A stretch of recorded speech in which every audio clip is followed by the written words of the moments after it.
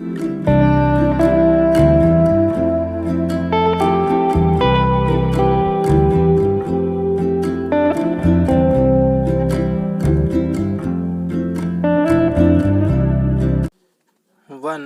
2 3 start.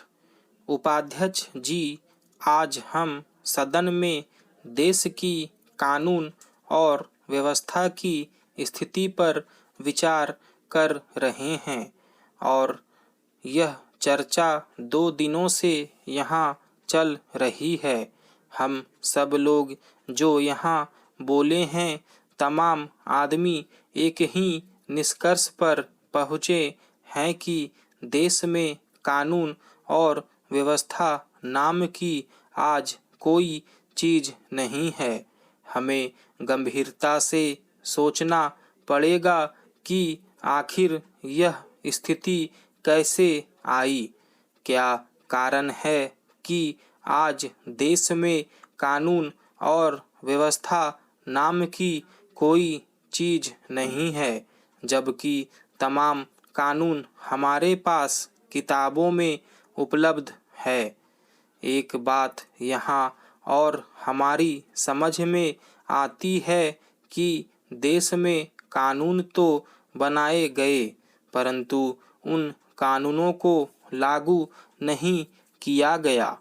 अगर कानूनों को सही ढंग से लागू किया गया होता तो आज देश उस स्थिति में न पहुँचता जिसमें हमारा देश पहुँच गया है। संविधान की धाराएं 340, 332, 15 और 16 आज की बनाई हुई नहीं है। वे अनुच्छेद उस समय बने जब हमारा देश स्वतंत्र हुआ था। उन दिनों हमने इन धाराओं को हरिजन भाइयों के हित में लागू किया था, लेकिन आज जब फिर देश के 50% नौजवानों के लिए, गरीबों के लिए उसे लागू करने का मौका आया तो लोगों के मन में दो रंगी बातें पैदा हो गई। लोगों ने कहा कि इसमें आर्थिक शब्द को लाना चाहिए। उन लोगों ने सोचा कि अगर इसमें आर्थिक शब्द नहीं लगाया जाएगा तो देश में 50% पिछड़े वर्ग के लोग रहते हैं। यदि उन्हें आरक्षण दे दिया जाएगा तो वे सत्ता में चले आएंगे और फिर हमारे से सत्ता निकल जाएगी। मैं कहना चाहता हूँ कि अभी तक तो करीब 25% लोग ही शासन में रहे होंगे, जबकि देश की तमाम पूंजी उन्हीं के पास थी।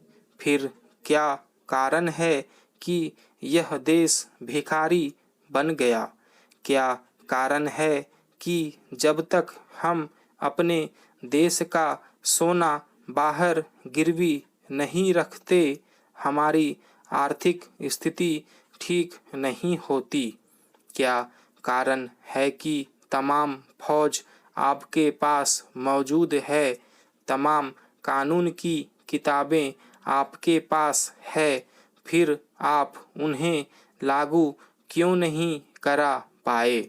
उन कानूनों को लागू कराने वाले आप लोग ही तो हैं। आप कहते हैं कि मैं ही केवल भगवान के यहाँ से सीधे आया हूँ। यदि कोई दूसरा आया है तो घूम कर आया है। इसके बावजूद क्यों देश की हालत खराब हो गई? उपाध्यक्ष जी, मैं कहना चाहता हूँ कि जिन लोगों ने अभी तक अकेले राज किया है, अगर अकेले राज करने की नीयत रखेंगे तो इस देश की हालत और अधिक खराब हो जाएगी। और फिर देश को कोई बचा नहीं पाएगा। मैं सरकार से कहना चाहता हूँ कि अभी तक केवल 25% लोगों ने राज किया है। अगर देश को ठीक करना चाहते हो, अलगाववाद और आतंकवाद से मुक्त कराना चाहते हो कि देश में कोई दंगा न हो, तो आरक्षण के सिद्धांत को लागू कीजिए, अन्यथा कोई भला नहीं हो सकता। यदि आप चाहते हैं कि हम अकेले ही राज करते रहें, तब भी काम चलने वाला नहीं है।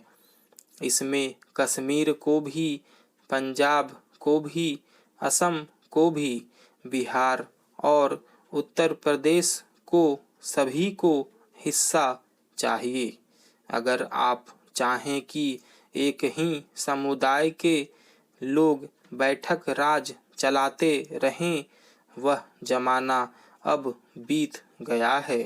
सभी का हिस्सा उसमें है, और अगर सभी का हिस्सा देंगे तो देश ठीक से चलेगा, नहीं तो देश चलने वाला नहीं है। आज कश्मीर हमसे अलग हो रहा है। कश्मीर की नीयत अवश्य खराब हो गई है। जिस समय हिंदुस्तान पाकिस्तान का बंटवारा हुआ था, उस समय पाकिस्तान की नीयत क्यों खराब हुई? उस समय ऐसा इसलिए नहीं हुआ क्योंकि कश्मीर के मुसलमान हिंदुस्तान के प्रति ठीक थे और सोचते थे कि हिंदुस्तान हमारा है। लेकिन जब हमारे देश में सांप्रदायिक शक्तियों ने आँख उठाई तो कश्मीर के मुसलमानों में भी कुछ खराबी हो गई। यही कारण है कि कश्मीर के मुसलमान हिंदुस्तान में रहते हुए भी आज अपने को असुरक्षित महसूस कर रहे हैं। जो सांप्रदायिक शक्तियों को आगे बढ़ाना चाहते हैं, मैं उन लोगों से कहना चाहता हूँ कि देश में राज करने के लिए उनको फिर से सोचना चाहिए। अगर मुसलमान को हिंदू बनाना चाहेंगे तो यह काम होने वाला नहीं है। यह देश केवल हिंदू का नहीं है, यह सबका है। यदि कोई यह कहता है कि यह देश केवल हिंदुओं का है, तो वह देश को तोड़ना चाहता है। यदि आपको देश के प्रति प्रेम है तो मुसलमान को, सिख को हिंदू बनाना छोड़ दीजिए।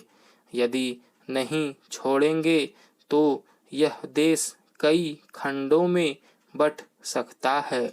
देश को धर्म के नाम पर तोड़ने की कोशिश मत कीजिए।